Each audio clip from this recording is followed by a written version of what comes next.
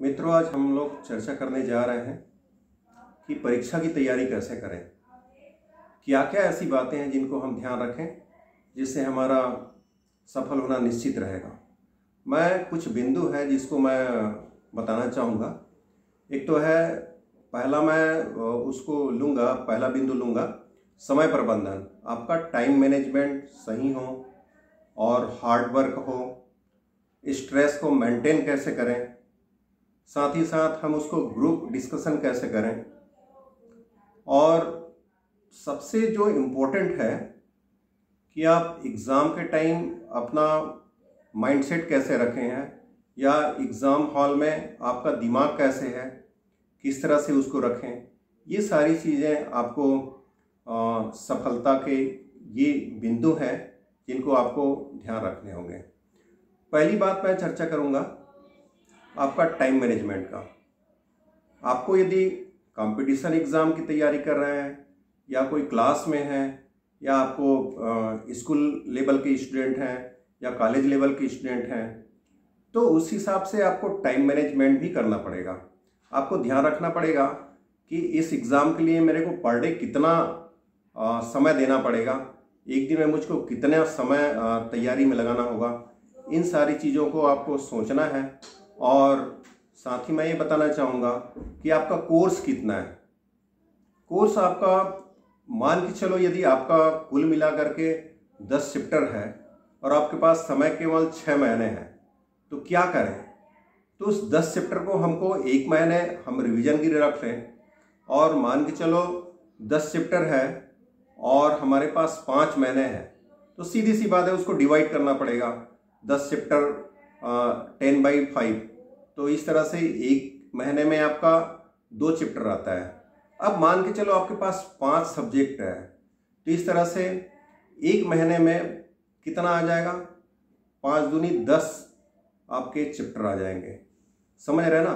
तो इस तरह से आपको कैलकुलेट करके चलना है, और फिर आपको पूरा महीने का दिन निकालना है कि इतने अपने पास 30 दिन है, 10 चैप्टर है, तो एक दिन में कितना हमको चैप्टर करना पड़ेगा, या कितना अपन करें कि ये हमारा 10 चैप्टर है 1 महीने में हो जाए। इस हिसाब से आपको टाइम मैनेजमेंट करना है।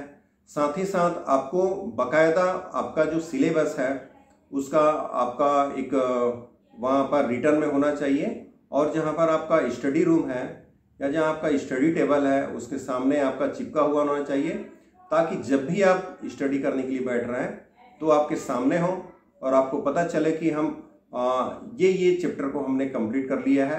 रिमाइंड होते रहेगा, और यदि कहीं पर डाउट रहेगा तो तुरंत दिमाग में आप आएगा, नहीं ये चैप्टर थोड़ा सा हार्ड था, इसको हमको फिर से देखना है। तो इस तरह से आप समय को बांट करके आप अपना कोर्स को कंप्लीट कर सकते हैं। इसके लिए निश्चित है आपको कितना क्या अचीव करना है। जैसे कि कोई कंपटीशन एग्ज़ाम है, कंपटीशन एग्ज़ाम में आपको कौन सा रैंक लाना है, कितना अपने को कितना पोस्ट है उसमें कौन सा रैंक लाना है। स्वाभाविक है, हर आदमी सोचेगा कि मेरा फर्स्ट रैंक हो। फर्स्ट रैंक तभी आएगा, आपको उसके लिए उतना ही मेहनत करना पड़ेगा। आपका जो परफॉर्मेंस है आउटस्टैंडिंग होना चाहिए, आपके आसपास भी कोई ना रहे, इतनी मेहनत आपको करना पड़ेगा, तभी आपका फर्स्ट रैंक आएगा। और यदि आप सोचेंगे कि मेरा कोई 5th रैंक हो, या आप मान लो 200 पोस्ट है तो कम से कम मेरे 200 के अंदर में आ जाए, यदि आपके मन में ये है तो मैं कहता हूँ आपका फिर सिलेक्शन होना मुश्किल है। इसी तरह से यदि आप टारगेट रखे हैं कोई क्लास में कि मेरा कम से कम 95+ हो, तो उस हिसाब से आपको मेहनत करने पड़ेगा, बहुत कड़ा मेहनत करना पड़ेगा। और आप लोग सोचते हैं ना कि ये ज़्यादा इंटेलिजेंट है तो इतने इसके जैसे तो मैं परफॉर्म नहीं कर पाऊँगा, या इतना परसेंटेज नहीं ला पाऊँगा। मैं कहता हूँ ये सोचना गलत है। कोई इंटेलिजेंट नहीं होता। यदि जिस चीज़ में अपन ज़्यादा ध्यान देते हैं, जैसे कि मान लो कोई डॉक्टर है, या फिर कोई बोलो कोई कहना चाहिए कोई अपना कोई ऑक्यूपेशन है उसको बेहतर ढंग से कर रहा है। यदि कोई किसी क्लास में कोई टीचर पढ़ा रहा है, बहुत अच्छा पढ़ा रहा है, तो ये उस सब्जेक्ट में या उस चीज़ में वो पारंगत होते हैं, एक्चुअल में इंटेलिजेंट होते हैं, ऐसा नहीं है। तो इस चीज़ों को आपको ध्यान रखना है कि आपको मेहनत ज़्यादा करना है ना, तभी आप उसमें सक्सेस हो पाएंगे। और यदि सोच ली कि वो इंटेलिजेंट है, मैं थोड़ा सा कमज़ोर हूँ, यदि मन में आपके आया तो फिर ये आप नहीं कर पाएंगे। फिर या आप जो सोच रहे हैं या जो अचीव करना चाह रहे हैं वो अचीव करना मुश्किल हो जाएगा। तो आपका टारगेट टॉप होना चाहिए। आपका परसेंटेज मैं कहता हूँ 100%। यदि आप सोचते हैं कि आपको लगता है मुझको 100% मार्क्स लाना है ना, तो आपको उसी तरह से हार्ड वर्क करना पड़ेगा। कई बार अपने को लगता नहीं है कि ये अरे यार ये कैसे ऑफिसर बन गया, या अरे यार ये कैसे डिप्टी कलेक्टर बन गया, ये कैसे इसका दिमाग नहीं है। तो ऐसा इसलिए हुआ, हालांकि उतना इंटेलिजेंट नहीं है, बट उन्होंने बहुत ज़्यादा मेहनत किया, इसलिए वो उस पद पर सफल हुआ। तो आपको कड़ा मेहनत करना है, बहुत हार्ड वर्क करना है, तभी आप इस आपका जो टारगेट है उसको अचीव कर पाएंगे। दूसरी बात है, आपको स्ट्रेस मेंटेन कैसे करें। देखिए, आपको पढ़ना बहुत ज़्यादा है, समय कम है, स्वाभाविक है आपका दिमाग में स्ट्रेस आएगा। और यदि मान के चलो आपका कुछ टाइम यदि वेस्ट हो जा रहा है, तो उसमें फिर उस टाइम को मेंटेन करना है, तो स्वाभाविक है स्ट्रेस होगा। तो ये जो स्ट्रेस है उसको कैसे मेंटेन करें। मैं कहता हूँ मित्रों, आपको समय समय में थोड़ा सा टाइम अपने शरीर के लिए निकालना चाहिए।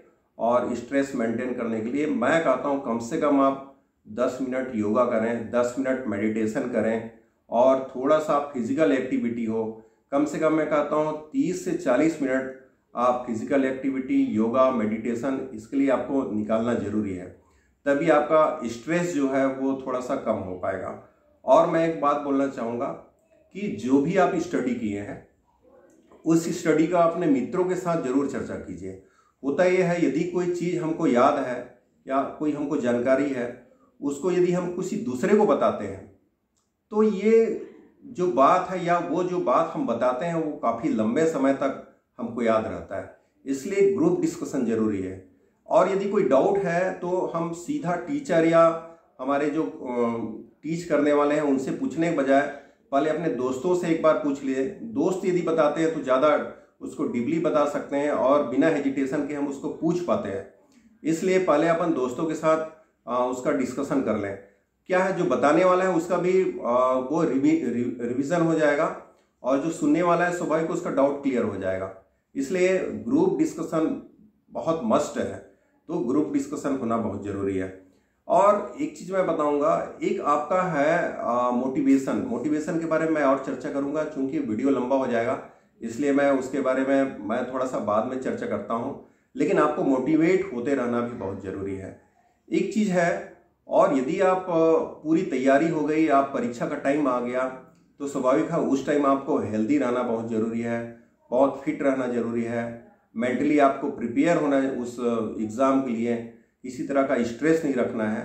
और सबसे बड़ी बात, जिस समय आप परीक्षा दे रहे हैं, परीक्षा हॉल में घुसे, उस समय आपका दिमाग बिल्कुल कूल होना चाहिए, तभी आप अच्छा से बना पाएंगे। कहीं पता चल रहा है आपका हेल्थ ही सही नहीं है, सिर दर्द दे रहा है और कुछ लग रहा है, तो स्वाभाविक सी बात है आप इतने दिनों तक आपने जो मेहनत किया कुल मिलाकर के बेकार हो जाएगा।